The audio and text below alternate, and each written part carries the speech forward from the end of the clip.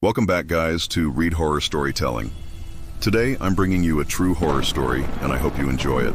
Be sure to like, subscribe, and share this with your friends. Also, drop a comment and let me know where you're watching from. Thank you so much, and now, let's dive into the true story. Story 1. The Reflection in the Dark.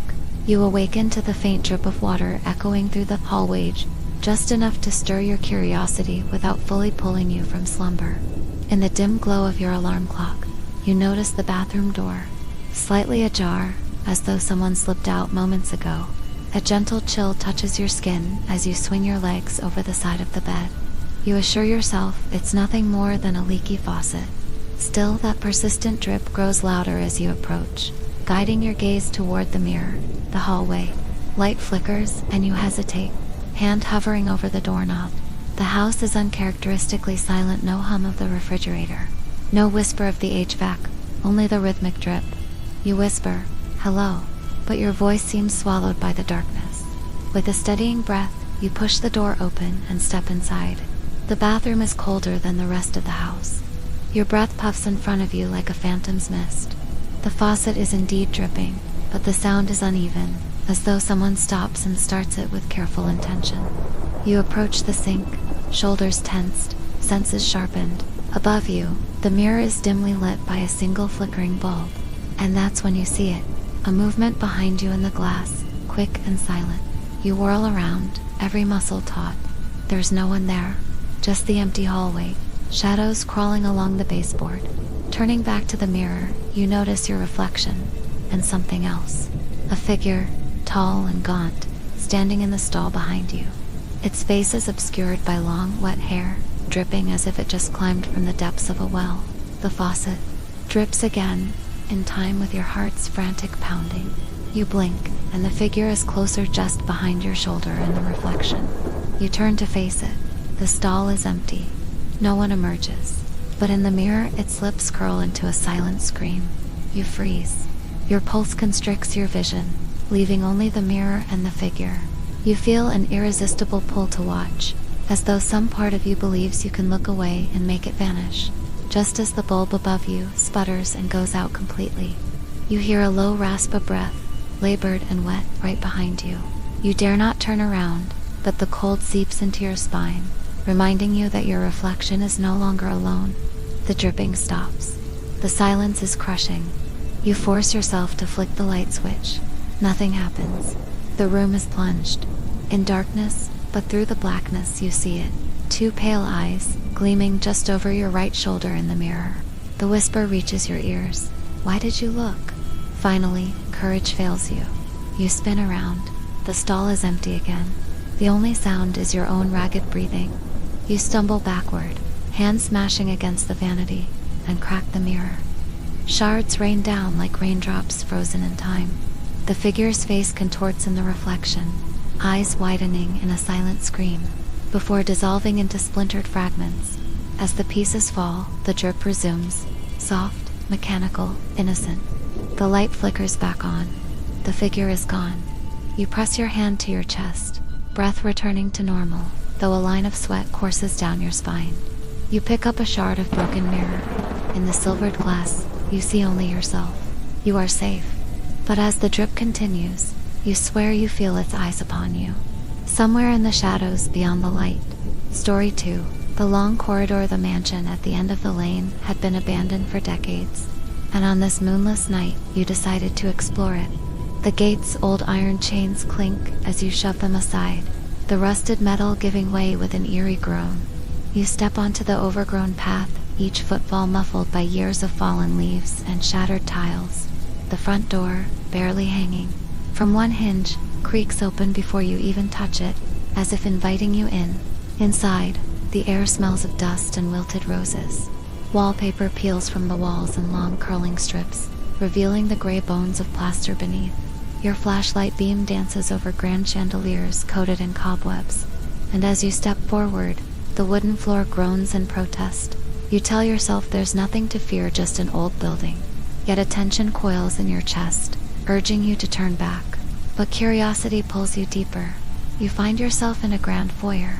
Two staircases diverge to the left and right, inviting you upstairs.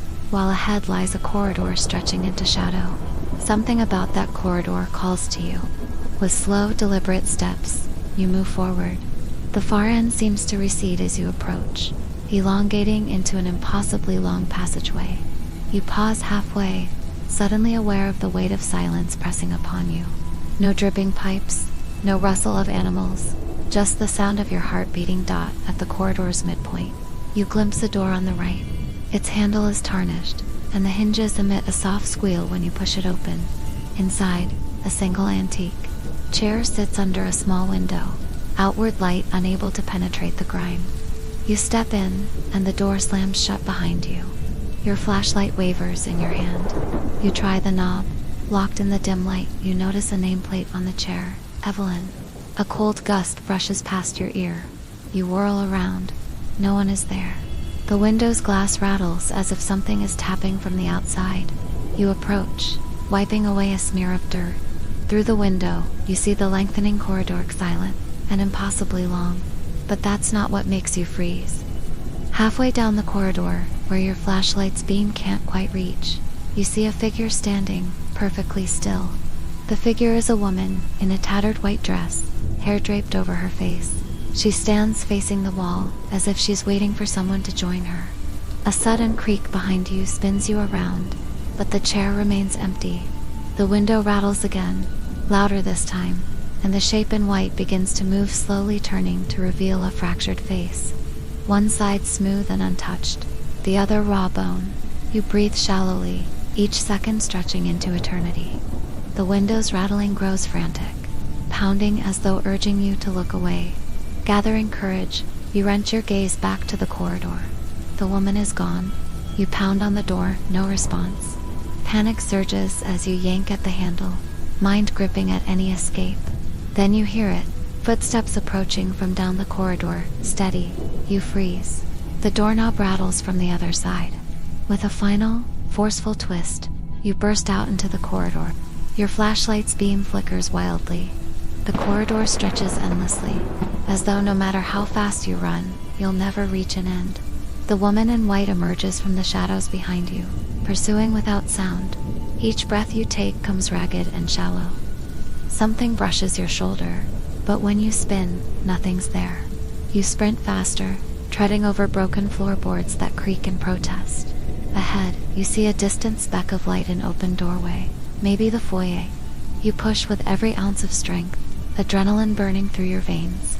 Behind you, the woman's wail rises, a sound that freezes your blood. The corridor wavers, walls bending inward, as if alive. Yet the doorway remains, bathed in pale moonlight leaking from shattered windows. With a final lunge, you crash through the doorway and into the foyer. The front door stands open, welcoming. You don't hesitate. You cross the threshold, and as your foot hits the cold grass outside, you glance back. The once grand front door slams shut behind you, as though the mansion sealed itself. Heart pounding, you sprint down the path, never looking back. That night, as you lie in bed, the darkness of your room feels safe, familiar. Yet when sleep finally claims you, you dream of endless corridors, and the woman in white, waiting just behind your shoulder, her whisper echoing in your ears. Come back. Story 3. The Lullaby of Hollow Oak. They said the Hollow Oak was haunted, but you never believed in ghosts. On a crisp autumn evening, you found yourself drawn to the old oak at the edge of town, a tree so vast its branches stretched like skeletal fingers against the moonlit sky.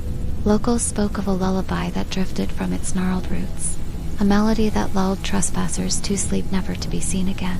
You stood before the oak, flashlight off, listening to the silence. A cool wind rustled the leaves, and at its whisper, you thought you caught a fragment of melodious single, elongated note so soft you questioned if it was real or a trick of the wind. Determined to prove the stories wrong, you stepped closer, boots crunching on fallen leaves. The air grew dense, as though the world narrowed around you, focusing solely on the oak. You place your hand on its bark rough, ancient, pulsing with an almost imperceptible rhythm, and then you hear it, a lullaby so sweet, so sorrowful, it tugs at something deep within you. The melody floats upward, coiling around your senses, cradling you like a child in its refrain. You tilt your head, eyes fluttering. The lullaby speaks of loss, of a mother's lull, of a child's final breath, a sorrow etched into every note. Yet despite the ache, there is comfort in it, and your limbs grow heavy as though wrapped in invisible chains. You stumble, heart in your throat, but the oak seems to envelop you, pulling you toward its roots. Your vision blurs, shadows pool at your feet. You try to look away, but the lullaby's pull is irresistible. With each note, you drift further from consciousness. In the darkness behind your eyelids, a memory flashes, a small girl singing to her doll, rocking back and forth. The melody is the same. Your chest tightens, and you realize with cold dread, this is not an external lullaby. It is a reflection of your own hidden sorrows, of a memory you buried long ago. You were 10.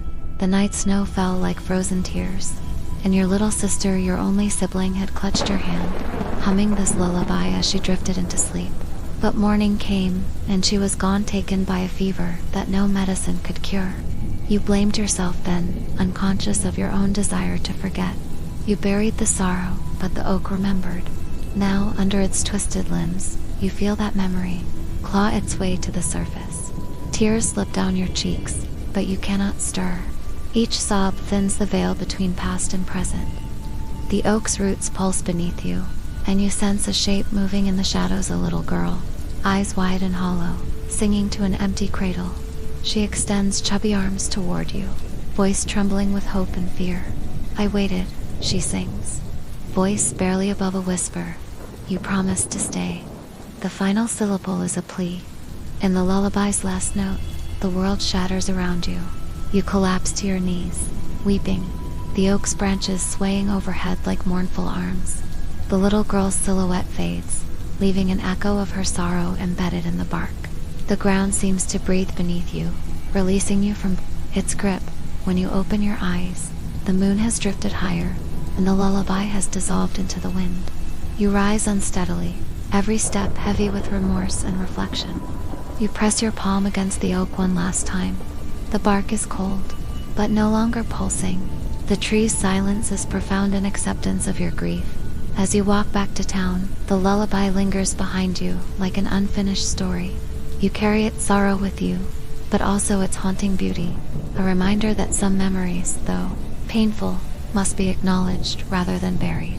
In the days that follow, you find yourself humming the lullaby, not to mourn, but to remember, to honor the sister you lost, and the bond that even time cannot sever. Story 4.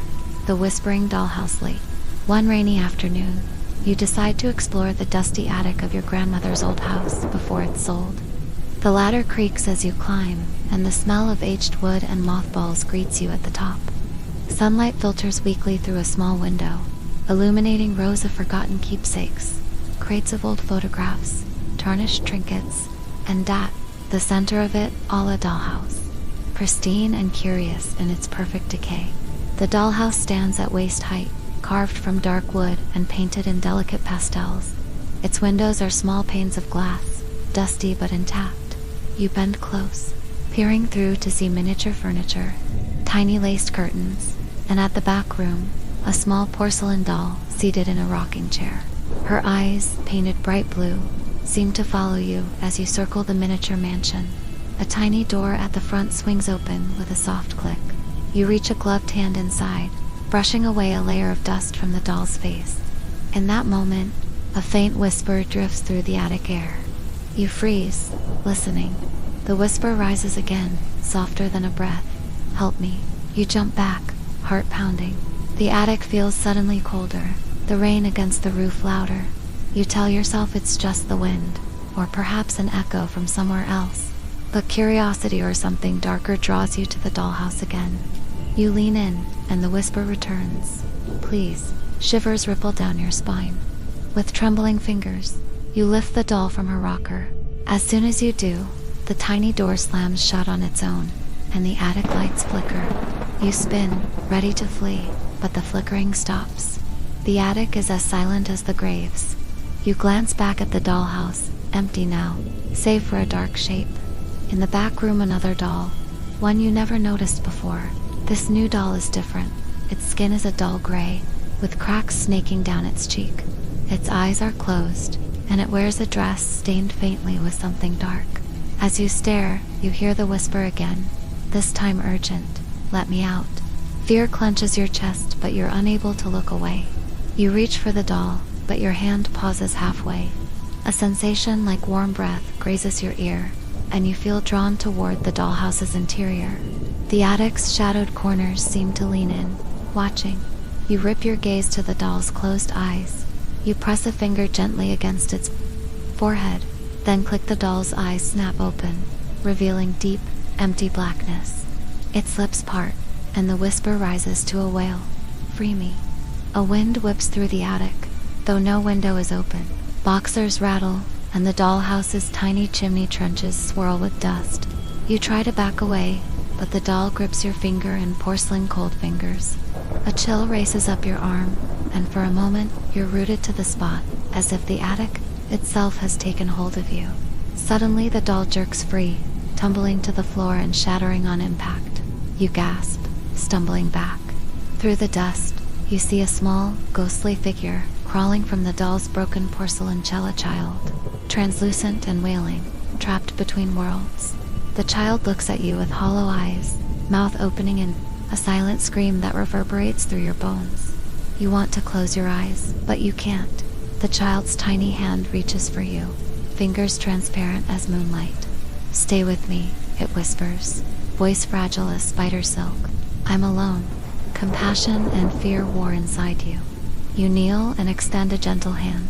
The child's form flickers, and for an instant, you glimpse a little girl with hungry eyes. Entangled hair, dressed in a tattered gown. She reaches for you, and you feel a surge of warmth, care, sorrow, longing before the attic's shadows snatch her back, collapsing the apparition into a single point of bright light. The light flares and the attic settles into stillness once more. The doll's shards lie on the floor like fragments of a broken promise. The whisper is gone, and the dollhouse stands empty, its painted facade looming in the dim light. You rise unsteadily, heart pounding. As you turn to leave, you see, in the corner of your eye, that the dollhouse's door has creaked open again. You hesitate, then slide down the ladder, the image of the little ghost etched in your mind. That night, in the safety of your room, you find comfort in the sound of rain tapping against the window. Yet every time your eyes drift shut, you see that little ghost's face and hear her pleading whisper, "I'm here." You know you can't return to the attic. Some doors, once opened, cannot be shut. And so you close your eyes, wishing yourself to a place where the rain is only water, and dollhouses are nothing more than toys. Story 5. The Last Passenger was a late-night train that most people wouldn't dare to catch alone, a kind of train with dim overhead lights, sleepy passengers, and the rhythmic clack of wheels on tracks that seemed to echo forever. You boarded at the last station, the conductor's lantern bobbing like a firefly against the blackness outside. There were only a handful of passengers scattered throughout the cars, each hunched over a book or closing their eyes in quiet repose. You find an empty seat near the back and settle in, pulling your jacket tighter as the train lurches forward. A hush blankets the carriage, broken only by the soft murmur of the conductor checking tickets. Your eyes glide over the other passengers, a man with tired eyes staring out the window, a woman clutching her purse, a child curled into his mother's arms, all unaware or unwilling to notice the extra seat across from you, where a lone figure sits, hunched over, face obscured by a wide-brimmed hat. When the train rounds a bend, moonlight streams through the window, illuminating the stranger's features, pale skin stretched thin, eyes sunken but wide, watching you with unsettling intensity. You catch your breath, heart fluttering. The stranger's lips curve into a half-smile, as if greeting an old friend. You avert your gaze, focusing on the passing darkness outside, but you feel the weight of those eyes until they shift to the seat behind you. The conductor's footsteps retreat down the aisle, and the stranger leans forward, voice low and raspy.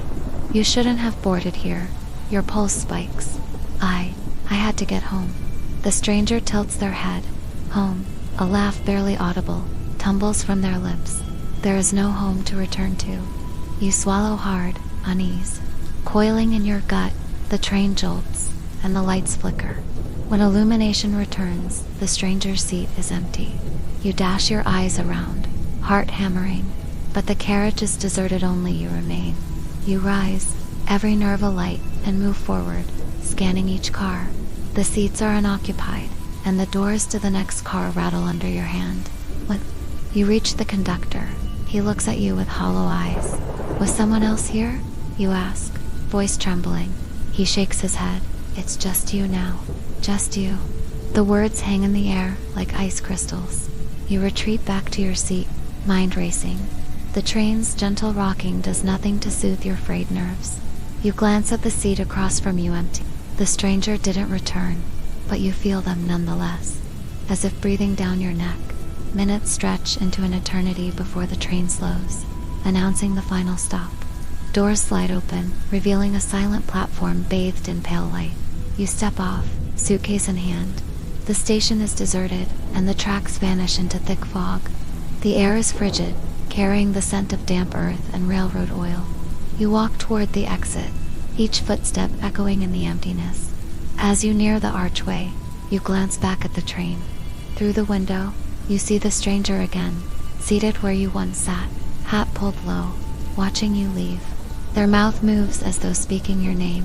You blink on, you accelerate, your pace, heart pounding. Out of the fog, a sign emerges. Last train station. The gates are locked. Panic flares as you realize there is no path forward. You turn back to the platform, and there, standing between two lampposts, is everyone from the train. The tired-eyed man, the woman clutching her purse, the mother and child. They all stare at you, faces pale and eyes empty. You tremble but can't look away. One by one, their lips part and they whisper together, "You shouldn't have boarded here." Your legs fail, and you collapse to your knees. The stranger steps forward, reaching out with a hand as gray as moonlight. Their eyes gleam with something ancient. "Now you'll stay," they whisper, "with us, forever." The fog swirls around, you, rising like a living thing. The tracks stretch endlessly into darkness, a portal to nowhere. With a final glance at the night sky, you feel the pull, and as the mist closes in, you know you will never see home again. Only this spectral station, where the last train carries passengers who have nowhere left to go. Asterisk, asterisk. Story 6.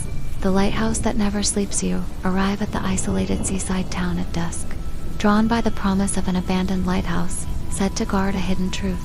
The road leading to the coast is narrow, lined with wind-bent pines that whisper secrets as the sea breeze rushes through their branches. When you first glimpse the lighthouse perched atop a jagged cliff, it stands tall and solitary against the oncoming night, its white paint peeling and its glass lantern room shattered. A low tide reveals a rocky shoreline dotted with barnacles and slippery seaweed. You make your way along a narrow path hewn into the cliff's side, each step accompanied by the crashing of waves far below. The lighthouse door hangs off its hinges, groaning in protest as you push it open. Inside, the air is pungent with salt and decay. Spiral stairs wind upward, their wooden treads warped by salt air and time. You hesitate, listening to the distant boom of the surf. Despite the emptiness, you feel watched, as though every broken window and every rotting beam is observing your presence. Still, curiosity propels you forward. Reaching the first landing, you notice names and dates etched into the walls, family names from long ago, scraped by sailors seeking shelter. One inscription stands out: June 14th, 1928. Guided by the light, even in our darkest hour. You continue climbing until you reach what remains of the lantern room. The circular structure is open to the elements. Shards of glass litter the floor, catching the dying light. Sea mist drifts in, curling around the rusted metal framework. In the center, the massive lens that once cast a guiding beam across the water now lies cracked and dull. You run your fingers over its surface, and as you do, a gust of wind sweeps through, carrying a faint echo of a horn long silenced. Your heart quickens. You step closer to the edge, peering out over the churning Black Sea. Beneath the waves, jagged rocks jut upward like the spines of some vast, unseen creature. The night sky is overcast, but the moon breaks through the clouds in silvery shards. And then you see it, a small fishing boat, far below, caught in the undertow, its lantern dim. The vessel pitches violently, as though the waves themselves seek to claim it. Suddenly, a light flashes behind you, sharp and bright, cutting through mist. You whirl around. No one's there, but the lantern room's floor creaks under invisible footsteps, as though someone or something has climbed the spiral stairs you ascended. Gooseflesh prickles across your skin. You call out, voice catching in your throat. Hello? Only the howl of wind answers. A chill ripples through the space. The lighthouse lens emits a faint glow, pulsing like a heartbeat. You stare, disbelief, at war with fear. The glow intensifies, illuminating the fractured glass and rusty metal. In the reflections, you think you make out a silhouette, tall, ghostly, with eyes that burn like embers. The silhouette raises a hand, beckoning, and the glow brightens until it fills the room. You stumble back, heart pounding, and slip on broken glass. When you look up, the apparition stands at the broken window, face half obscured by sea mist. Its lips move, forming words you cannot hear. With a voice that sounds like wind over water, it whispers, "Guide them, so they do not become us." Before you can respond, it vanishes, and the lantern's glow fades. The beam from the dilapidated lens suddenly ignites with fierce brilliance, slicing through the fog and illuminating the distressed fishing boat below. The boat's lantern flares in response, and its captain steers toward the light, desperate to find safe passage. Below, the waves churn less violently once the beam locks on the vessel, guiding it safely around the rocks. You watch, transfixed and relieved, as the boat disappears toward open water. When the beam dies, you descend the spiral stairs in stunned silence. The air feels warmer, gentler, as though the lighthouse has exhaled a breath it held for decades.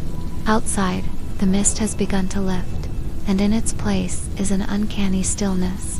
No more gusts, no more cries of seabirds. You linger at the base of the lighthouse, listening to the gentle rhythm of waves caressing the shore. Later, as you walk back down the cliff path, the sign you passed upon arrival catches your eye. The paint is chipped, but you can still read the date carved into the post. 1928, 1928. Underneath, someone scrawled, "When the light sleeps, so do the souls." You press your hand against the post, feeling a warmth beneath the rough wood, and you understand that this lighthouse, abandoned to the living still, watches over those at sea. Its soul, tethered to the glass and metal high above, refuses to sleep. That night, in your bed back in town, the ocean's lullaby drifts through the window. You close your eyes, heart still racing, but comforted by the thought of the lighthouse's vigilance. In the distance, a faint horn echoes across the bay, and you smile, knowing that as long as its light lives, whether through glass or spirit, no vessel on those dark seas will be left to wander alone. Story 7. The Clockmaker's Son. You inherit an ancient pocket watch from a distant relative. You hardly knew a clockmaker, whose name appears only in a handful of musty records. The watch itself is heavy and ornately engraved, with a small key for winding it. That evening, as rain drums against your window, you sit at your desk and examine the craftsmanship. Tiny gears visible through a glass back, minute hands sculpted like raven's feathers, and a second hand that glides smoothly, without the faintest tick. A note tucked beneath the watch reads, "Wound by moonlight, carried by heart." Intrigued, you wind the tiny key, and the watch springs to life with a soft, resonant hum unlike any ticking you've ever heard. You hold it close, and for a fleeting moment you feel your surroundings blur, as if the room itself has slipped its moorings. When reality snaps back into focus, you swear the shadows in your study have shifted, stretching in impossible ways. The next morning, the world feels oddly distant, as though seen through a pale lens of mist. You take the watch to a local clockmaker, hoping to learn more. He examines it with reverent fascination, declaring it exquisitely crafted, perhaps the finest piece he's ever seen. "This watch is special," he says, eyes gleaming. "The mechanism inside isn't merely mechanical. It is said to bind time itself to memory." You leave feeling unsettled. Memories ripple through your mind: childhood afternoons with your grandmother, the smell of her roasting coffee, the sound of her laughter. The watch's hum calls to something deep inside you. At dusk, you wind it again, and the hum returns deeper this time. Shadows gather in the corners of your room. You can almost hear whispering names, dates, forgotten moments surfacing from the ether. That night, as you drift into uneasy sleep, the watch glows faintly on your bedside table, and you dream of your grandmother once more, her voice gentle, coaxing you to recall a promise you cannot yet remember. You awaken with the hum still echoing in your ears. The watch reads a time that does not exist, 1307. Over the coming days, you find the watch's power growing. Its hum resonates with your heartbeat, and in moments of quiet reflection, you slip into brief visions. A ballroom during World War II, a sailor returning home, a child's first step. Each vision is a fragment alive with sound and color, then fades to gray. You realize that the watch doesn't merely bind time, it stitches together memories from lives that once were. One stormy evening, lightning flashes, illuminating a figure in the reflection of your desk lamp, a man in early 20s. Attire, face lined with sorrow. You blink, and he's gone, leaving only the echo of wind against the window. Heart pounding, you wind the watch, and the hum intensifies, warbling with a strange urgency, drawn by a compulsion you can neither explain nor resist. You travel to the old family estate where you believe the watchmaker once lived. The house stands abandoned, its windows dark, like dead eyes. Pushing open the front door, you enter a grand foyer, where dust motes dance in the lantern's glow. A massive, grandfather clock dominates the room, its pendulum still, despite the broken glass at its base. You place the pocket watch on a small pedestal beside the clock. The moment your fingers let go, the watch leaps open, its hands spinning, backward through time. The hum transforms into a steady pulse, matching the grandfather clock's pendulum as it begins to sway. Seconds pass like lifetimes. Then, with a final chime that reverberates through your chest, both clock's pocket watch and grandfather clock fall silent in the hush. You feel a presence behind you. You turn to see the clockmaker himself, standing at the foot of the gaunt eyes wide with a longing that spans decades. He steps forward, voice hoarse. You have returned what was lost. Your throat tightens. What did I do? He gestures to the watch. For years, my grief bound me to this world. I trapped memories here, in that watch, hoping to keep loved ones from slipping away. His hand trembles as he points to the clock. But I fell into my own trap. Time became my prison. A deep rumble shakes the floorboards. The watchmaker nods toward the watch. Release them. Understanding dawns. Like a sunrise, you wind the watch one final time. The hum intensifies until it cracks like thunder. Memories, faces of people you never knew flicker in the air. A mother cradling her newborn. Soldiers embracing after battle. Lovers whispering farewells. Each image swirls, coalescing into a pale mist. As the grandfather clock's pendulum slows, the mist rises like spirits. Drifting toward the chandelier, there is a flash of light, and the mist dissolves into the ether. The hum dies. The grandfather clock's pendulum comes to rest. Silence returns, profound and cleansing. The watch's hands now read the correct time. The watchmaker exhales, a tear rolling down his cheek. Thank you, he whispers, before fading into the stillness of the foyer, no longer bound to time. Free at last, you walk out of the estate into the cool night. In your hand, the pocket watch ticks steadily, an ordinary timepiece once more. Above you, stars gleam like distant lanterns. You slip the watch into your pocket, knowing that some treasures are meant not to hold sorrow, but to remind us that memories belong in our hearts, never locked away in gears or glass. Story 8. The solitary music box in the attic of your childhood home. Hidden beneath decades of forgotten heirlooms, you discover a small, intricately carved music box. The wood is dark oak, inlaid with mother-of pearl vines that seem to writhe under the dust. The keyhole gleams, but the winding key is missing. You feel an inexplicable pull toward it, as though the box hums with a life of its own. That evening, you search the house. The key, cold and jeweled, is tucked away in a tarnished velvet pouch inside your late grandmother's jewelry box. Returning to the attic, you insert the key and wind the music box. A gentle melody, fragile and haunting, unfurls into the air. a lullaby you recognize from infancy, though you've not heard it in decades. The attic door creaks shut behind you. The melody plays on, but it warbles, slowing as though the box itself hesitates. You lean forward, peering into the glass-topped chamber, where a tiny ballerina stands poised on one toe. Her dress is white silk, now yellowed with age, and her face is painted with tears of gold. As the melody reaches a high, trembling note, she turns once, twice, then stops, head tilted toward the attic's only window. Outside the window, rain begins to fall in relentless sheets. The melody wavers. You realize, with growing dread, that the lullaby is a call beckoning. You want to flee, but your feet feel rooted to the dusty boards.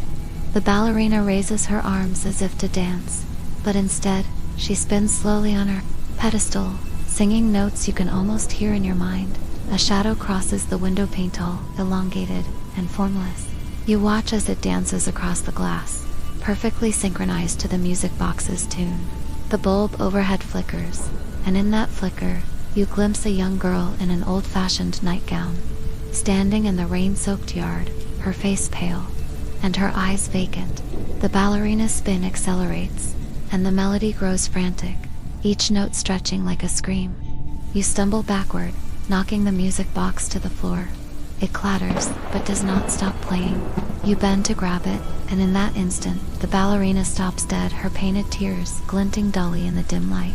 The attic door thrusts open as though by a gale. Rain splashes in, and cold wind extinguishes the bulb, casting you into darkness. In the pitch black, you hear the girl's voice, soft and distant. Please. The attic floorboards groan under invisible footsteps. The music continues, echoing off the rafters.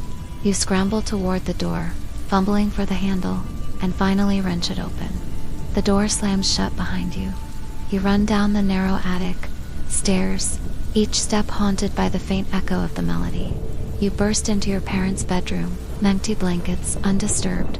The clock on the bedside table reads 3:33 a.m. The music still plays, muffled, from somewhere above.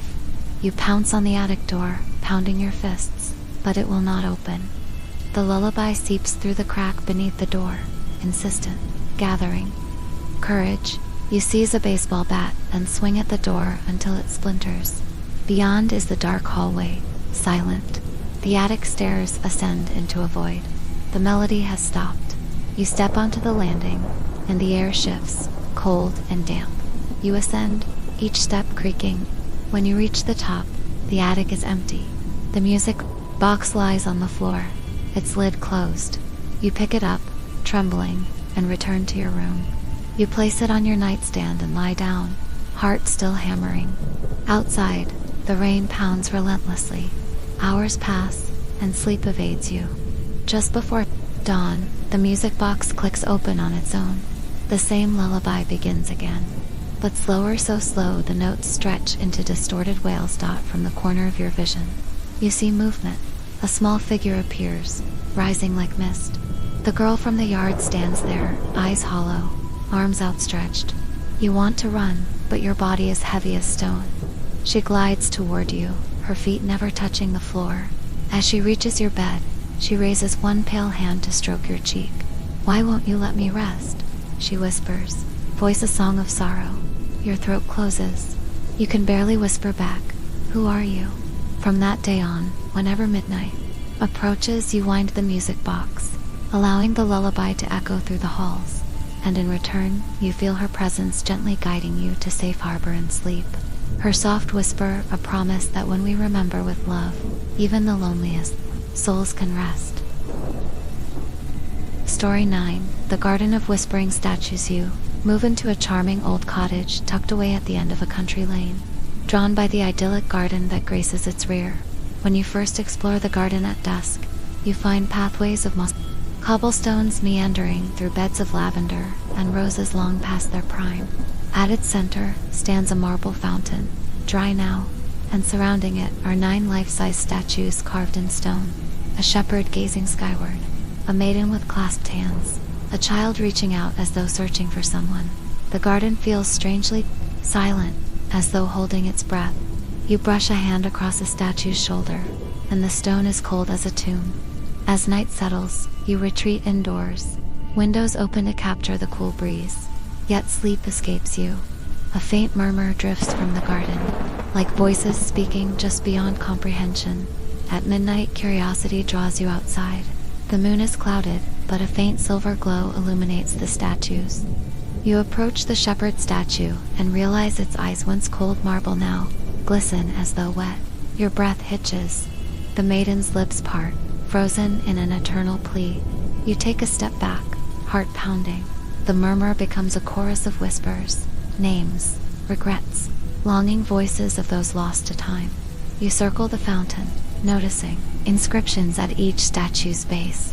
Eloise, 1872, Martin, 1800, I94, Clara, 1901, and so on. Each name you've never heard. A wind rises, rustling petals and carrying the whispers that seem to plead for remembrance. The shepherd statue's gaze shifts, eyes following you as you move. You freeze, certain you saw the stone fabric softening, almost breathing. When the moon breaks through a thin veil of cloud, the fountain's basin fills with water that glows faintly. You peer inside and see rippling reflections of people you never knew. A mother cradling her infant, a soldier leaning on his rifle, a couple embracing as though awaiting a departure. The whispers intensify, each voice vying for your attention. Remember me, they chant. Remember us. Your heart aches with empathy and dread. You turn to leave, but the pathway extends, curling further into darkness as though impossible to navigate. The statues perfectly aligned, forming a procession around the fountain, their cold eyes watching your every move. The whispers swirl into a single voice, clear and resonant. Stay and keep us alive.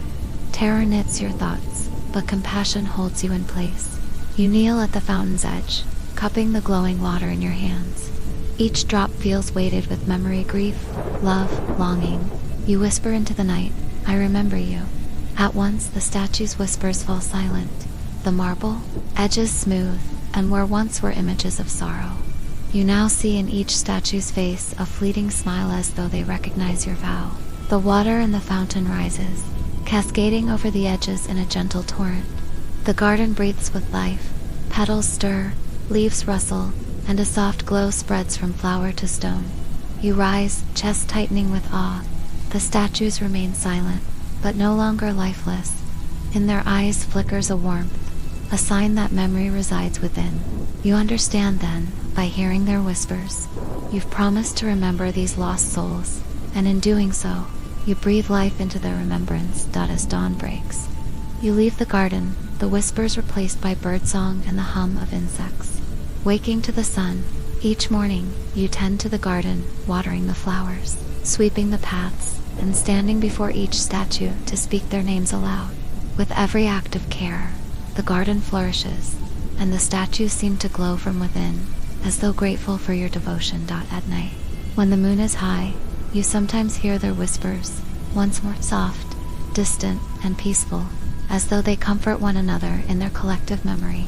And as you walk among them, you realize that memory is a sacred bond, able to transform stone into spirit, and bring solace to those once forgotten. Sleep with these stories nestled in your thoughts, each one a journey through shadows and whispered truths. May the tension weave a gentle cocoon around your mind, guiding you into a deep, restful slumber. Good night. Story 10. The inn at Fog Hollow. The rain began before you reached Fog Hollow, a steady drizzle that blurred the road and turned the surrounding pines into shadowy sentinels. You slowed your car as you saw the sign Blackbird Inn, open for travelers. You needed rest, and the glow of lanterns inside looked inviting. Even if the isolation whispered warnings you couldn't yet understand, you pushed open the heavy oak door. The lobby was dimly lit by wall sconces, and the air smelled of wood polish and damp peat. A single desk stood opposite the entrance. Behind it, a woman dressed in a simple black dress offered a polite bow. Welcome to Blackbird Inn. She said, voice hushed. May I help you? You noticed that no one else was in the lobby. The silence was absolute, as though sound itself hesitated here. I'd like a room, you replied, trying to keep your voice steady. The innkeeper's lips curved into a gentle, unreadable smile. Very well. Room 7 up the stairs, last door on the left. Dinner will be served in the dining hall at 6. Please enjoy your stay." She turned, and you heard her footsteps recede into the back hallway. You climbed the narrow staircase, each step creaking beneath your weight. The hallway was lined with heavy tapestries depicting blackbirds in flight against moonlit skies. With each tapestry you passed, you felt something shift, like eyes following your progress. You reached room 7 and pushed the door open. Inside was a small but cozy room, a 4-poster bed draped with heavy curtains, a writing desk under a curtained window, and a wardrobe against the far wall. The view from the window was obscured by fog, so thick it made the world outside a featureless. White, you set your bag on the bed and decided to explore the inn. In the hallway below, you found a long corridor leading to a grand dining hall. The tables were set but empty, chairs pushed in as though waiting for guests who never arrived. The walls were lined with more blackbird tapestries, each one more intricate than the last. You heard a faint rustling, and for a moment thought you saw movement in the largest tapestry blackbird wings stirring in the weave. When you blinked, it was still at 6 o'clock sharp. The innkeeper appeared at the dining hall entrance, carrying a silver tray with a single candle. She nodded for you to sit. On the table before you was a bowl of steaming broth and a crust of bread. You ate in silence, glancing at the empty chairs around you. The candle flame flickered wildly, as though buffeted by an unseen wind. Finished, the innkeeper collected the bowl and rose. "You should rest now. Tomorrow's journey will be long." She extinguished the candle, and the dining hall was swallowed by darkness. That night, you lay in bed, listening to the wind sough through the pines. Just as you drifted toward sleep, you heard a faint tapping at the window. You sat up, heart pounding when you approached. The fog outside seemed to press against the glass. The tapping stopped. You peered into the mist, but saw nothing. Brushing it off as nerves, you climbed back into bed. At precisely 3:07 a.m., a creak in the hallway jolted you awake. Footsteps padded outside your door, slow and deliberate. The handle rattled, then stopped. You held your breath. The sheet twisted, and your fingers, after a moment of tense silence, the footsteps retreated. You drifted off again, only to wake at dawn to a cold gust and the feeling of being watched. Stepping outside your door, you saw footprints in the dew, tiny bird-like impressions that led down the corridor, pausing at each tapestry. Where the footprints paused, the blackbird's eyes in the tapestries gleamed as though reflecting morning light. When you found the innkeeper in the lobby, she seemed unsurprised by your story. "Fog Hollow is known to visit travelers with dreams," she said softly. "The blackbirds watch, but they do not harm. They guide." You hesitated, then asked, "Guide to what?" Her dark eyes held yours. "Safe passage." She pointed to the horizon beyond the fog-laden pines. "Follow the path as dawn breaks. The inn will remain until the next weary traveler arrives." You realized with a start that you had not seen any other guests, no other voices. No laughter, no sign of life besides the innkeeper and yourself. She handed you a small carved blackbird figurine. "For your journey, keep it close." Outside, the fog began to lift, revealing a narrow path woven between the trees. The footprints from last night polished the ground ahead. You clutched the figurine and stepped forward. As you walked, the blackbird carvings and the tapestries seemed to fade from memory, and the inn's door closed gently behind you. You glanced back once. The Blackbird Inn stands silent, its windows dark. The innkeeper watches from the doorway, her silhouette framed by the lantern light. You continue down the path, the cottage and its silent guardian slipping into the veil of retreating fog. Story 11. The Sound of Silent Wings. It begins with a lullaby you don't remember learning. One afternoon, as you sit at your grandmother's piano sorting through sheet music, you find a yellowed page tucked between the keys. The title, written, in curly script, for Luna's Dream. You turn the page and see notes you vaguely recognize, though the melody isn't familiar. Curiosity overwhelms you. You sit and press the keys. The notes glide into the air, haunting and tender. The moment the final chord fades, you feel a shift. The room grows colder, and long shadows pool along the walls. A flutter, like wings brushing through silk, drifts from the window. You pause, listening. The hush is suffocating. You stand and approach the window, The garden is empty, save for rose bushes drooping under the late afternoon sun.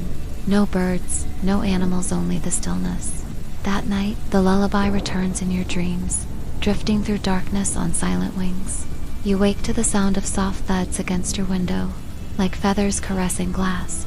Heart racing, you slip from the bed and press your ear to the pane. There's nothing but quiet. Over the next days, the lullaby haunts every corner of your life.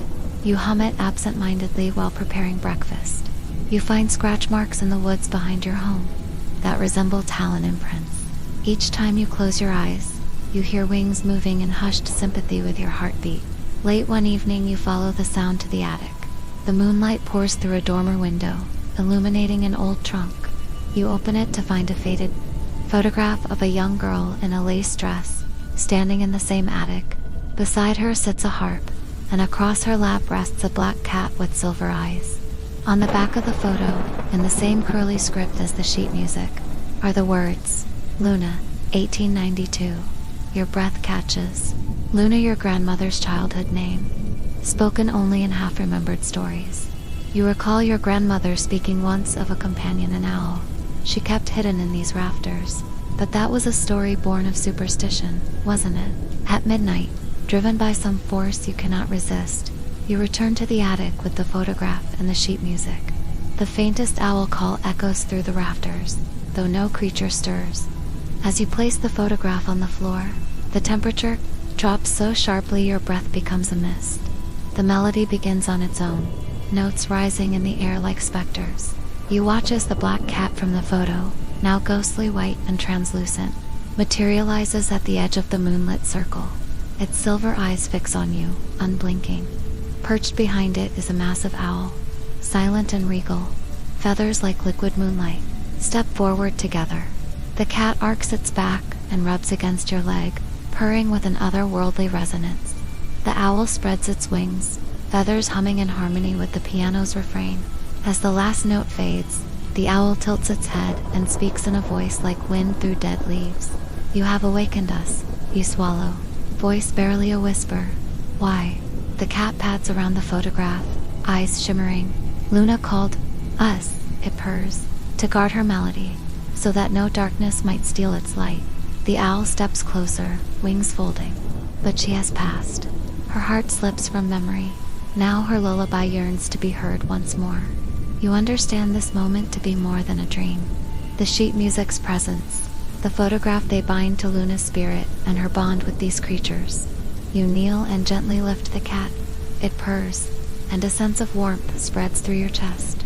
The owl settles on a beam above, eyes soft and wise. You falter, I can play for you, for her. You reach for the sheet music dot with moonlight shimmering across the attic boards. You play. The lullaby unfurls with heartache and hope, each note guiding you through echoes of the past. The cat purrs beside you. The owl's feathers brush the air above. In the reflection of the window, you see Luna's face, serene, smiling with gratitude. When the lullaby ends, the owl hoots softly and the cat's purr fades. Luna's face in the glass dissolves into moonlight.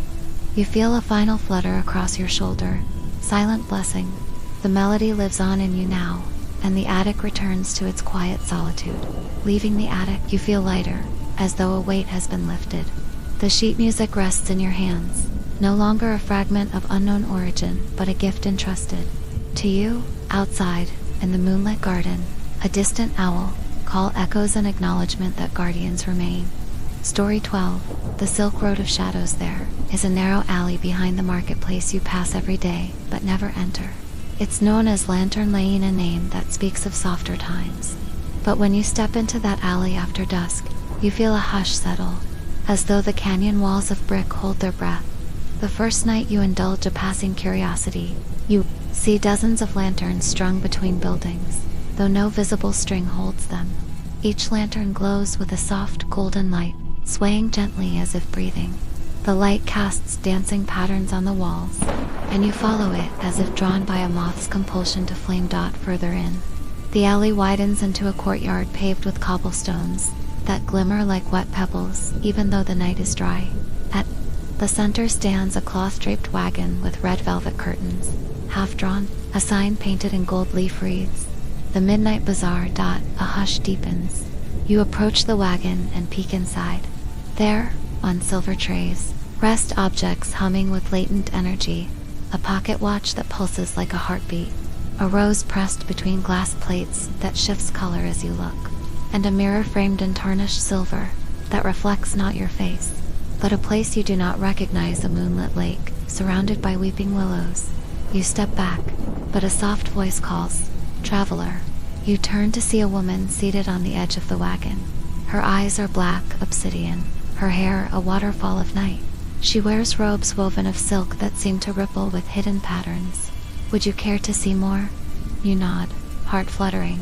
She gestures toward a deep velvet cloak draped across the wagon's floor. "This cloak," she says, "travels the silk road of shadows. It reveals the unseen paths." She lifts it and drapes it over your shoulders. The fabric is cool as starlight, and the moment it settles, the alley shifts. Brick walls seem to deepen, lantern light pooling into hazy orbs. Whispers like distant laughter and sighs swirl around you. "Follow me," the woman says. Stepping down from the wagon, you do the same, and find your feet moving of their own accord, guided by the shifting light. The cobblestones ripple beneath your weight, and the wall to your right shifts inward, revealing a hidden archway. You slip through. On the other side, you find yourself in a marketplace that no living person should see. Stalls line winding paths paved with moonstone. Vendors hawk impossible wares, vials of captured thunder, silken threads spun from spiders, webs in twilight, clocks that count down to unseen destinies. Figures in elaborate robes glide through the crowd, faces obscured by delicate masks of gold and bone. The woman leads you to a stall that sells bottled memories.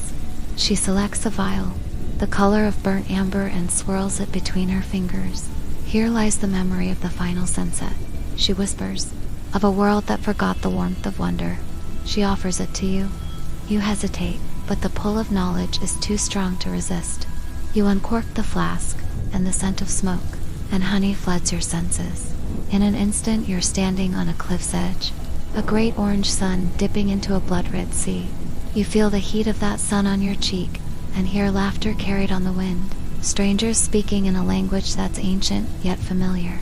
The moment the memory reaches its climax, the vial snaps shut in your hand, and you're back in the Silk Road's shadow-bazaar. The woman inclines her head. "Memories are threads," she says, "woven into the tapestry of worlds. Some are lost, others hidden. The midnight traders seek them, lest they unravel." You look around and realize the bazaar has grown. A silent figure glides toward you, wrapped in a cloak of raven feathers. You cannot see its face, but you feel its gaze, as though it sees into every crevice of your soul. It kneels, extending a hand that holds a single black feather. "A bargain," it whispers. "Give me a secret, and I'll grant you a truth." Your pulse spikes. You think of your deepest fear, abandonment, the feeling that, if you revealed too much, you'd be forever adrift.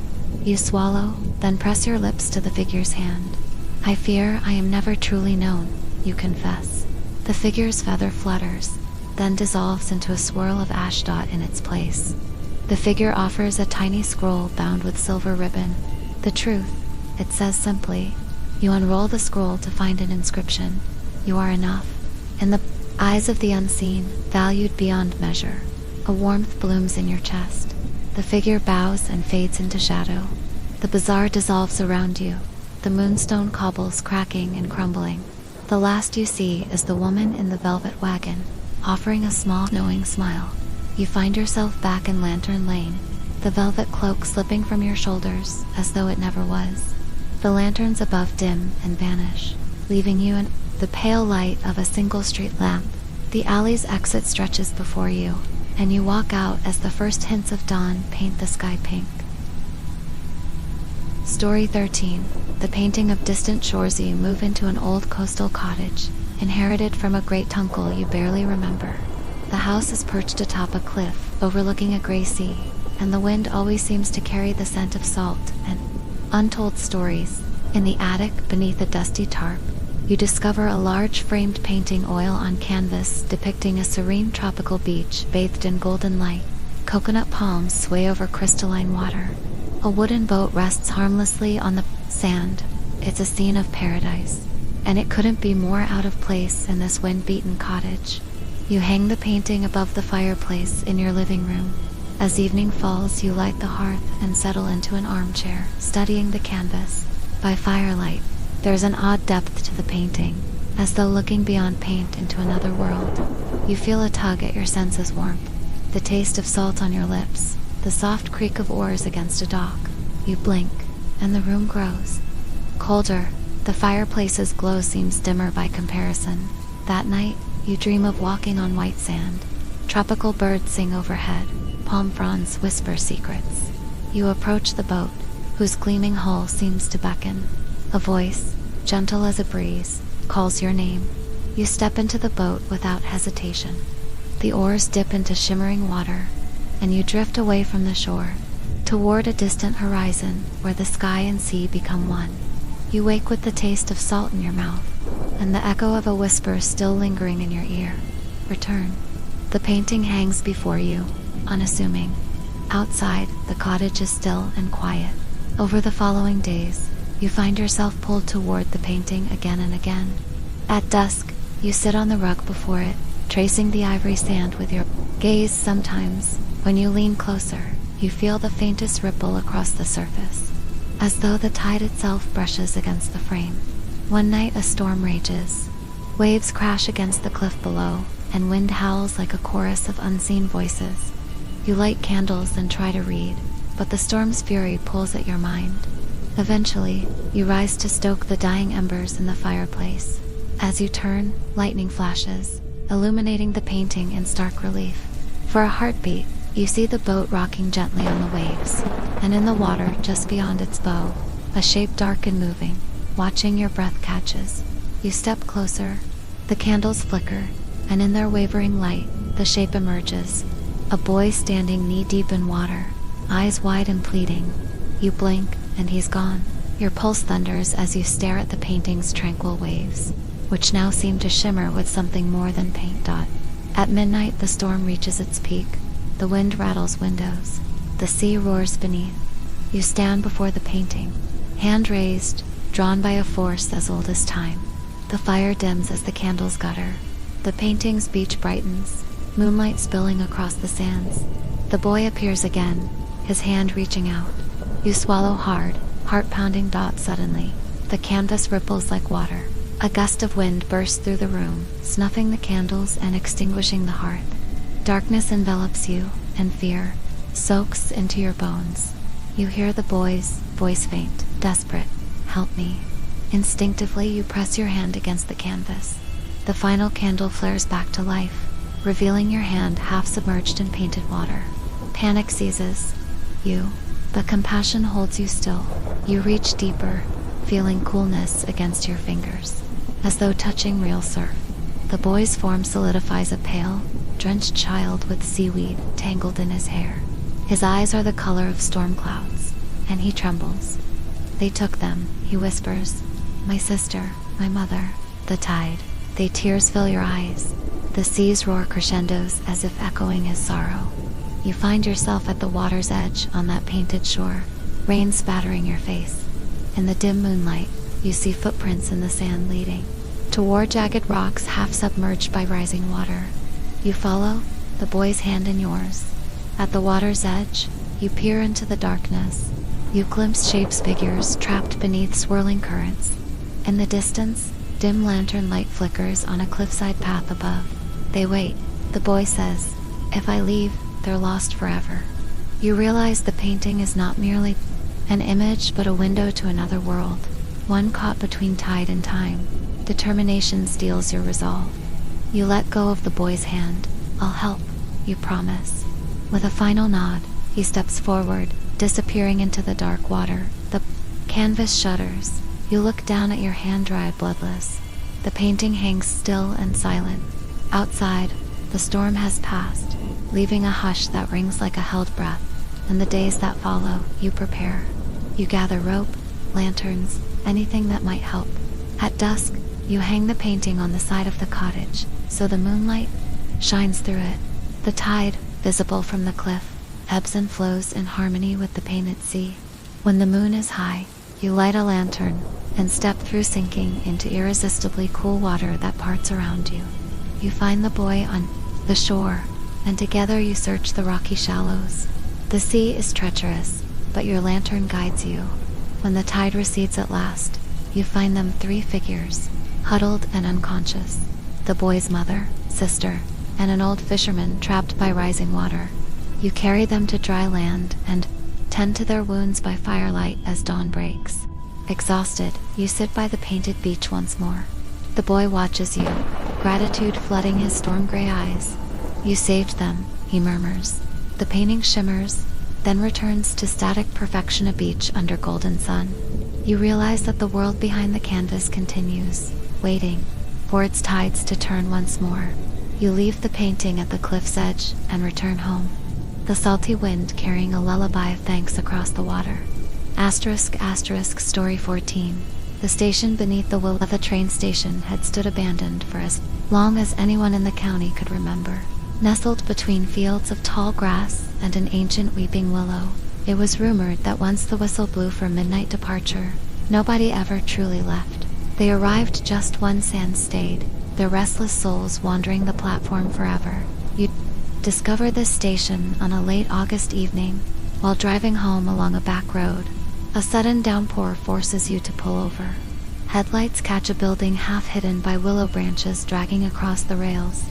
Intrigued, you step out of your car and wander toward the station, flashlight in hand, rain soaking your jacket. The wooden platform is slick with moss and dead leaves. The station's windows are broken, and the interior is pitch black. You push the heavy door open, and it groans on rusted hinges. Droplets of rain fall through holes in the ceiling, echoing as soft taps on the cracked tile floor. Beyond the ticket booth, old schedules cling to the wall, faded beyond recognition. A single lantern stands on the floor, its glass dirty but its wick pristine as if waiting. You light the lantern. The warm glow reveals rows of benches coated in thick dust. You run your fingers over the wood, releasing a cloud of spores into the air. With each breath, you feel a chill.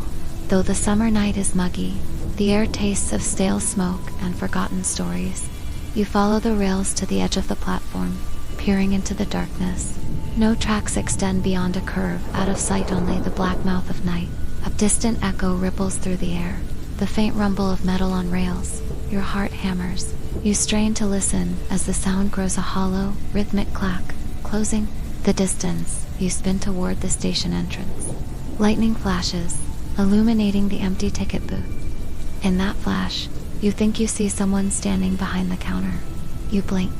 Only darkness remains. The rumble crescendos into a roar as a train bright headlamps blazing rounds the bend.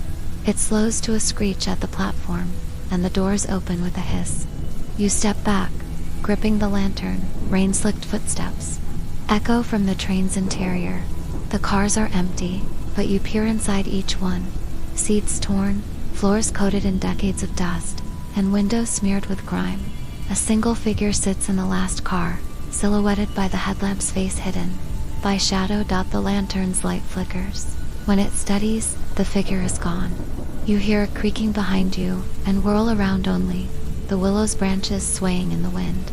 You force your breath steady and return to the train's last car. As you climb the narrow steps, the smell of wet wood and old leather fills your lungs. The door slams shut behind you. Inside, the figure sits motionless on a bench. Back to you, a woman in a pale dress that drapes like mist. Her hair cascades down her back, tangled and dark. You clear your throat. "Excuse me." The lantern's glow catches her profile, sunken eyes, skin ashen. She turns to face you but doesn't blink. Her lips part, and without sound, she mouths words you somehow understand. "All aboard." A cold dread constricts your chest. You step back, but the door behind you is locked. The train shifts, metal rails groaning under weight. The whispering throttle hums, as if preparing to pull away. "Wait," you manage, voice trembling.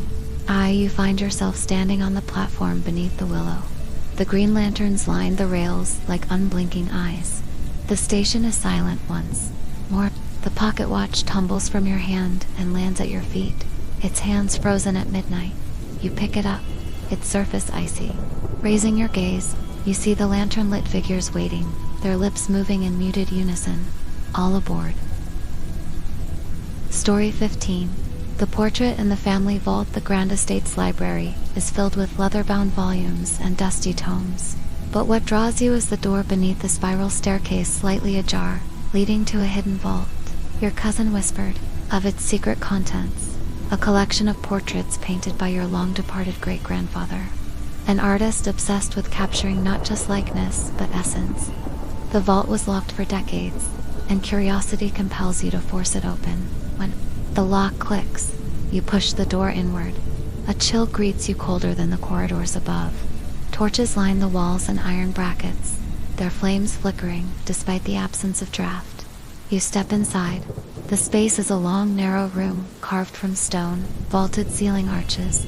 Overhead at its far end, rows of canvases, draped in cloth, lean against the wall. Each painting is framed in ornate gold gilt. You approach the first portrait and uncover it. A woman's face stares back, pale skin tinged with rose, eyes glassy, with unshed tears. Her hair cascades in dark curls over a pearl necklace. Despite years of dust, her eyes seem alive, as though waiting for your gaze. A whisper brushes your ear. Look deeper. You startle, spinning, but the vault is empty. The torches sputter, sending shadows dancing. You sense a pull toward the other portraits. With trembling fingers, you lift each cloth in turn. A young boy in a sailor suit, his lantern-lit face solemn, holds a model ship. His eyes seem to flicker with candlelight. A stern gentleman in a frock coat, monocle glinting, with a slight smirk, as though amused by a private thought. A child in a white dress, cradling a black kit's painted eyes to lifelike, as if following you. Each portrait radiates an aura of presence. You feel as though unseen eyes track your every move. The whisper returns, louder this time. Remember us. Your heart pounds. You back away and bump against a canvas near the center, a double portrait of your great-grandfather and his wife. He's seated at an easel, palette in hand. She stands beside him, hand resting on his shoulder. Their gazes meet beyond the frame, eyes locked in silent conversation. A soft, melancholic sigh drifts from the canvas. You peer closer, and for a fleeting moment, the wife turns toward you, her eyes shimmering with grief before snapping back. To her husband, a distant rumble shakes the room. The vault door slams shut, the torches flare, and the whisper escalates into a low chant. Remember, we live in these frames. Every portrait's eyes shift. The child's black cat hisses. The boy's lips part in a silent gasp. Panic surges through you. You sprint to the door and yank it open, but the hallway beyond seems to waver, elongating into an endless corridor of bookshelves.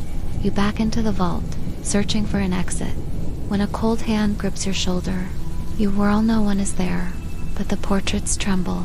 The stern gentleman's smirk fades into anguish, and tears appear on his painted cheeks. The sailor boy's ship tilts, as if rocked by an unseen wave. The black cat in the child's arms leaps from the painting, landing at your feet in a shuddering puff of smoke. Its eyes are coal black embers, and it hisses again, smoke curling. From its whiskers, you stumble backward. The portrait's eyes gleam with pleading. Free us. The double portrait of your ancestors radiates with sorrow. You realize their spirits are trapped in these images, imprisoned by your great-grandfather's obsession. You must undo what he did. Breathing hard, you remember an inscription at the bottom of the double portrait, in pigments bound our souls, that none may wander lost. Fear twists your gut. You search the vault for a matching note and explanation of how to release them. Near the sailor boy's canvas, you find a small leather-bound journal. Flipping through, you find your great-grandfather's handwriting. Instructions for a ritual. To release a spirit, one must apply salt and rainwater to the painting, recite its name aloud, and promise perpetual remembrance. Your hands shake as you gather torches and carry them back outside. Rain is pouring. Thunder rumbles overhead. You place each portrait on the wet cobblestones, the rain drenching their surfaces. You sprinkle salt on the frames and let the rainwater pool, causing the paint to ripple as though alive. Standing before the double portrait, you speak the names of your great-grandfather and his wife, Jonathan Hartwell, Isabella Hartwell. I remember you. The rain hisses as though scalding. The portraits ripple violently. Images blur and smear. Faces contort in agony, then relax, releasing a soft, exhaled breath that drifts upward. Luminous, one by one, the paintings fade to blank canvas. All color drained. Only empty frames remain. The black cat materializes on the wet ground, its ember eyes dim. It rubs against your leg, purring in gratitude before dissolving into a wisp of silver. Smoke, a final sigh echoes through the vault walls. The storm abates, and dawn's pale light filters through the library windows. You gather the empty frames, carrying them into the hallway. As you leave, the vault door clicks shut behind you, sealing the empty chamber. You realize the whisper of "Remember Us" will fade, but the weight of their stories will live on in your heart. Story 16, The Music of Forgotten. Steps the old manor's ballroom once resounded with laughter and dance. But after a fire ravaged half the estate, it has remained locked and silent. You inherit the manor, and, on a moonlit night when the wind howls like a chorus of lost voices, you decide to explore it. Your flashlight beams through the blackened door to the ballroom, revealing a grand expanse strewn with charred beams, cracked mirrors, and scattered rose petals, bleached white from smoke. You step inside, air thick with ash and lingering melody in, echo of violins and laughter long vanished. Your footfalls stir echoes of candelabras clattering in the distance. With cautious steps, you wander among the rubble. In the center of the floor, you find a porcelain music box, its lid cracked but its tune intact. An inscription reads, "To dance again at midnight." You wind the key, and the music begins a delicate waltz that trembles in the air. Moonlight streams through gaping holes in the ceiling, spotlighting the floor where dancers once glided.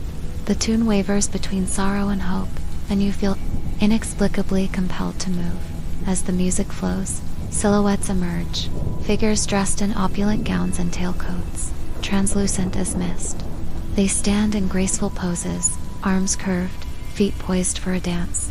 Their faces are featureless, smooth voids reflecting the moonlight. A hush envelops you, but the waltz persists, urging your body to join them. You hesitate, then take a step forward, letting the melody guide you.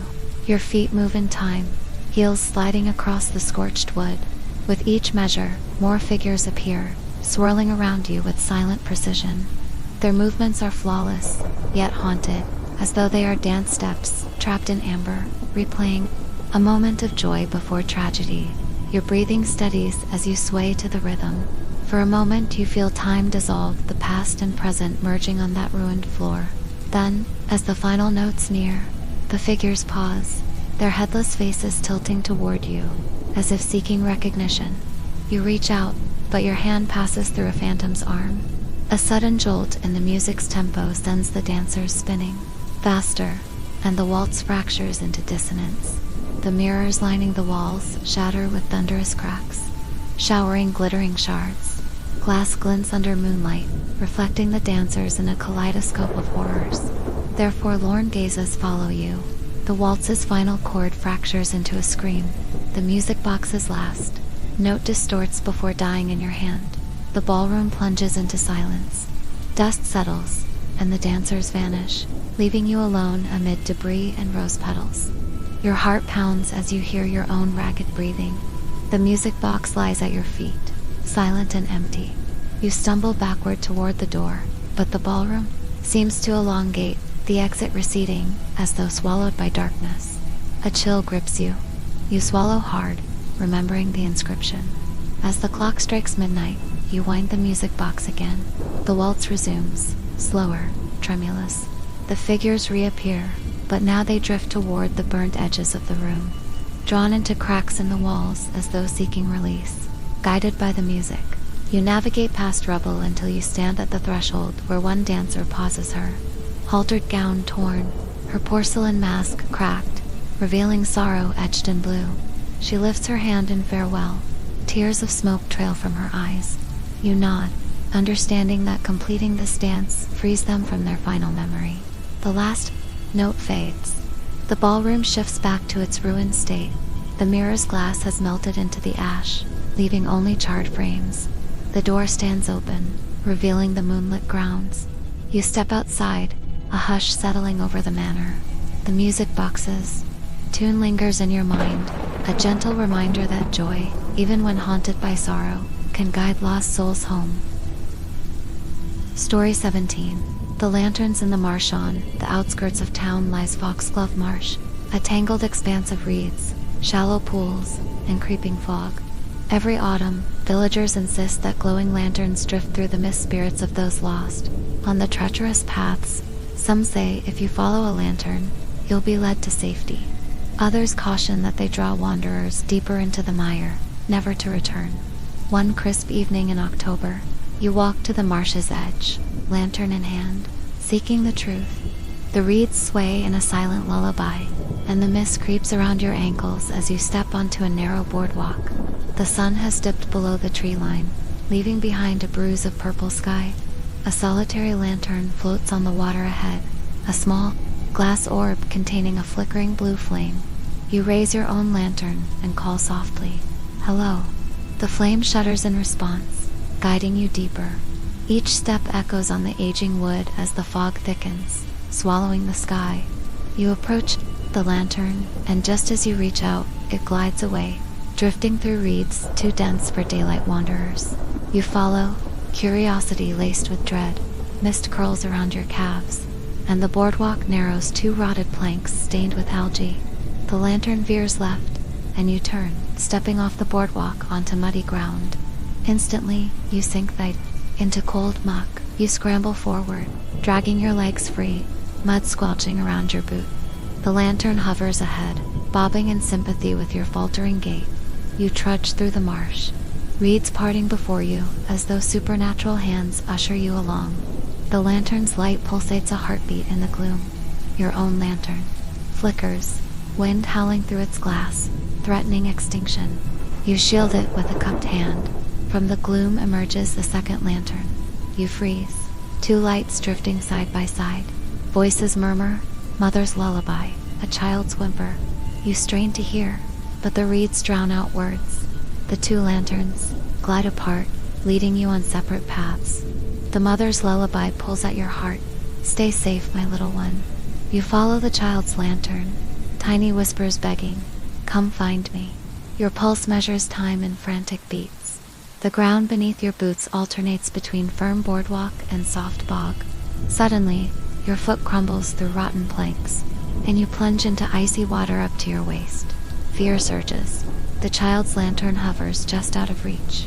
You lunge, cursing under your breath, and your fingers clasp its glass. The moment your hand closes around the lantern, the world shudders. The lullaby swells into a chorus as dozens of lanterns spring to life, suspended among reeds, glowing like willow. The wisps, the child's lullaby, morphs into triumphant laughter. You look up, searching for the source. But the fog conceals all else. A figure emerges from the gloom, a small girl in a tattered frock, hair matted, eyes hollow, but alight with relief. "You found me," she whispers. She holds out a muddy, cold hand. You drop the lantern, and it sinks, extinguishing in a swirl of blue smoke. The chorus of lanterns blinks out as if a switch were flipped. "I am not afraid now," she says, voice trembling. "He can't find us." She turns and walks deeper into the marsh, disappearing into the mist. The lullaby dissipates, leaving you alone, shivering in the cold water. Concern propels you to follow, but the marsh shifts under footpaths, vanish, and reeds close ranks. You stumble, bewildered, until you find yourself back on the boardwalk. Muddy boots, lantern lost. You search for the boardwalk's end, but the lanterns have vanished, and the mist thickens to an impenetrable gray. You plunge forward, moving on instinct until you hear footsteps behind you. You whirl, no one is there. The fog parts, revealing a lone figure at the marsh's edge, a woman in mourning clothes, eyes rimmed red. She holds the lost lantern in her arms, unmoving like a beacon. Relief floods you. You embrace her, asking, "Is the child safe?" She nods once, tears spilling onto her pale cheeks. "Thank you for bringing her home." With a trembling hand, she lifts the lantern's glass. Inside, the blue flame burns steady, reflecting in her sorrowful eyes. You watch as she steps away, the boardwalk reappearing under her feet, guiding her out of the marsh. Dot left alone. You realize the moon has risen, illuminating the reeds in silver. The mist recedes. The boardwalk leads you safely back to the edge of town. You spot the lantern at your feet, the blue flame flickering gently. You pick it up, cradling it like a lifeline. Weeks later, the lantern sits on your mantle, its flame undimmed from time to time. You hear a child's laughter drifting through the night breeze. You know now that some spirits wander until someone hears their call.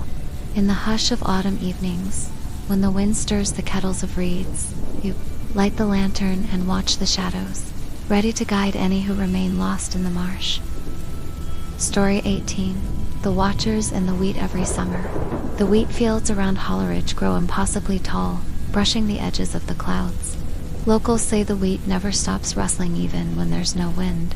And if you listen closely at night, you'll hear whispering voices carried on the breeze. Years ago, an old caretaker named Amos tended the fields. He warned that during the harvest moon, you mustn't walk between the rows after dusk. "They're not crows you hear," he'd mutter. "They're watching, always watching." One twilight evening, you wander near the field's edge.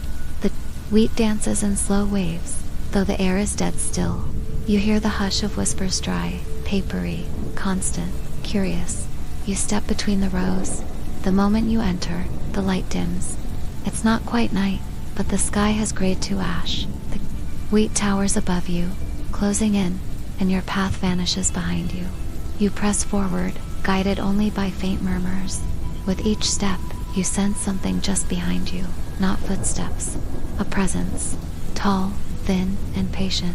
Then you hear it, a soft voice, clear, deliberate, right by your ear. "Don't turn around." Your skin prickles.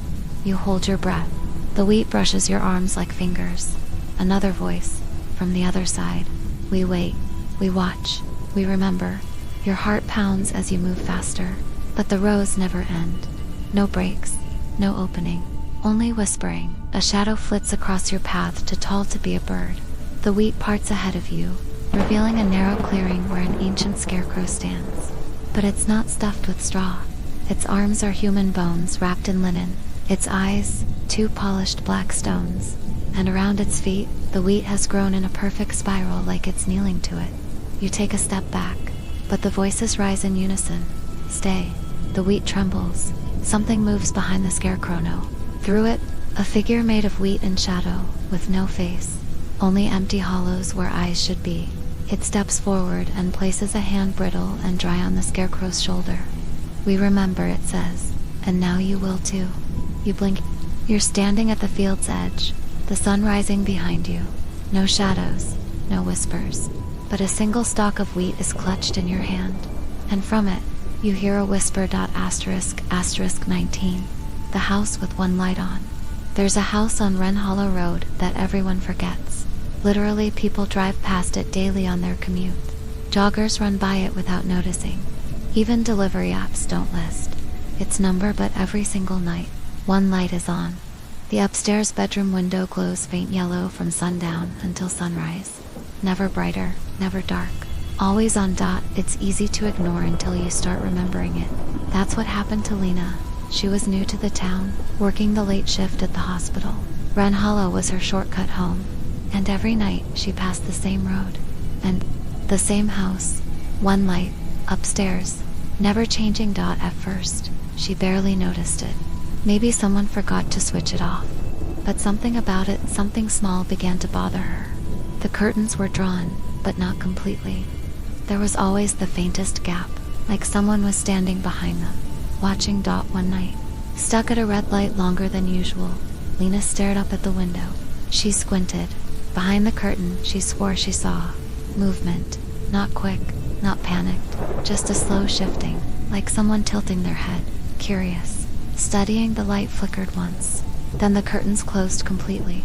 She told herself it was nothing, a tired mind playing tricks. But the next night, the curtain was open again. Same faint gap, same light, same stillness. Over the next week, Lena grew fixated. She found herself slowing the car, taking pictures, searching online, but there were no property records, no owners, The town's archive labeled the lot unverified since 1979. Curiosity turned to obsession. Then one night, she stopped her car completely, right in front of the house. She rolled down the window. Silence. Not even crickets. The air was colder. There's though she got out and walked to the porch. The boards didn't creak. The door didn't rattle. She didn't knock. Something about it felt wrong. Like knocking would invite something that didn't belong. So instead, she looked up at the window, and this time the curtain was wide open. The room behind it was dark. The light bulb was off, but the glow was still there. Yellow, dim, soft, and in the center of the room was a figure, tall, thin, still, but it had no face, just a blank head, smooth as stone. It raised one hand and pointed down at her. Lena stumbled back, her breath catching. The porch light flickered on, then off, and the upstairs light blinked once, then vanished completely. Lena doesn't remember how she got home. She just woke up in bed the next morning, shoes still on, car keys in her hand. She tried to tell a friend at work, but they said, "What house? There's nothing on Wren Hollow but trees." Lena drove back that afternoon, and sure enough, there was no house, no driveway, no mailbox, just an empty lot full of ivy and ash trees. But that night, when she passed the same stretch there, it was again. The house, the light, and the curtain, slightly open. She never told anyone again. But each night, she still sees it. And lately, she swears the window is getting closer to the ground, not the house. Just the window. *** 20. The mirror in room 9. There's a small roadside inn on the edge of Pinebrook County, nestled between thick pines and a quiet river that hums at night. Most travelers don't stay long, just a place to sleep when the roads are slick or the fog rolls in. It's old, creaky, and friendly enough. But no one ever stays in room 9, the innkeeper. Mr. Teller always says it's under renovation, but locals whisper different reasons. That room 9 is cold, even in July, that it smells faintly of wet leaves and smoke, and worst of all, that the mirror doesn't show what's in the room, only what wants to be. A few years ago, a man named Vincent came through town, quiet, polite, looking for somewhere cheap to rest. He insisted on a room with a view of the river. "There's only one," Mr. Teller had said, hesitating. "Room 9, the man smiled. "Perfect." Vincent checked in late, dragged his suitcase across the old carpet, turned the key, and stepped into the room. At first glance, it was ordinary. Queen bed, faded floral curtains, old wooden desk, a cracked armchair by the window. But the mirror, tall oval antique, was nailed into the wall across from the bed. It had no dust, no age spots. It reflected the room perfectly, except for one detail. There was no Vincent in it. He stood in front of it, waving his hand, blinking. Nothing. The bed appeared, the window, even the suitcase, but not him. He leaned closer, tapped the glass. Cold, solid. Then, just for a second, he saw something. A figure, faint, in the far corner, facing the mirror, standing perfectly still. But when he turned around, nothing. When he looked back at the mirror, the figure was gone. He chuckled nervously. "Old trick mirror," he muttered. That night, Vincent lay in bed, unable to sleep. The room was quiet, but something felt off. Too still, too empty. Then he noticed the reflection in the mirror. The corner was dark again, and in that corner, the figure. But this time it was closer. No features, no movement, just a shape, tall and silent. He turned the lamp on, looked behind him. Still nothing.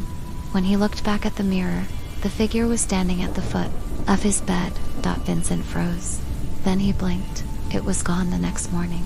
He stormed down to the lobby. Mr. Teller stood behind the desk, expression blank. "I'd like a refund," Vincent said. "There's something wrong with the mirror." Mr. Teller looked up slowly. "You looked into it too long, didn't you?" Vincent paused. "Excuse me, it's not a mirror," Mr. Teller said. "Not really. It's a window. Only one side supposed to look in." Vincent left without another word. He didn't sleep for days after. But eventually, he forgot, until months later he passed by a pawn shop window in another state. And in the reflection of the glass behind him, he saw the room. The same cracked wallpaper, the same bed, and the figure, standing where his reflection should have been. He turned. Nothing behind him. He turned back. Now the figure was reaching forward, pressing both hands against the glass. Vincent ran, but he sees it now, in puddles, in car windows, in blank TV screens. It's always there. Not quite looking at him, but waiting. Waiting for the next time he's alone in a quiet room, facing a mirror, and he blinks.